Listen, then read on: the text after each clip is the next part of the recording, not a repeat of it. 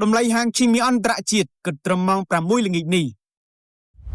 Đầm lầy mi on trạ chiết nơi ngày tí đập pi khai mi thuna ní ban châu nơi đầm lầy pram pon chất sắp pram bay đô la khung mùi đầm lắng. Rus manang buôn pon pi đập pi đô la khung mi áo. Bận tổ bị min phiệp tu sang để khung chum lu rubing Amerik nâng Iran. Cái lộc Donald Trump ban đi thang kịch prom pin chum Iran ai đến trai cho hạt tele khan trong sắp ra ní. Để phơi mình đây sang khăm thay trâu sông Hormuz ai đang bắt đầm lầy ca lang vinh trong pe chắp chắp hàng mục. Lơ tiếp xa pring on trạ chiết. Pring chai brand ban châu mộc đầm lầy pet sắp pram pi đô la khung mùi barrel. ขณะปริญญาอเมริก WTI បានចុះមកតម្លៃ$85ក្នុង1បារ៉ែលទោះជាយ៉ាងណាក៏ដោយអ្នកវិនិយោគនៅតែបន្តការតាមដានអំពីការវិវត្តបន្ថែមទៀតនៃដំណើរកិច្ចចរចារវាងប្រទេសទាំងពីរដើម្បីរឹងពីតម្រុយនឹងភាពច្បាស់លាស់បន្ថែមដែលប៉ះពាល់ទៅលើទីផ្សារអន្តរជាតិគួររំលឹកផងដែរថាក្រៅពីនេះអ្នកវិនិយោគក៏ផ្ដោតការចាប់អារម្មណ៍ទៅលើកិច្ចប្រជុំរបស់ធនាគារកាណាដាអាមេរិកនៅថ្ងៃទី16-17 ខែមិថុនាខាងមុខនេះដើម្បីដឹងពីគោលនយោបាយអត្រាការប្រាក់របស់ធនាគារកាណាដាអាមេរិកផងដែរចុះឈ្មោះបើកគណនីទិញលក់ហាងឆេងមាសអីលើនេះដើម្បីចូលរួមក្នុងក្រុម VIP Signal ក្នុងការទទួលបានតម្លៃទិញលក់ហាងឆេងមាសប្រចាំថ្ងៃ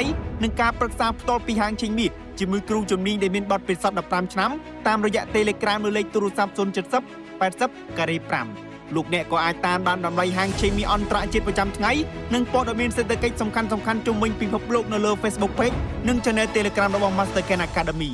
សូមអរគុណ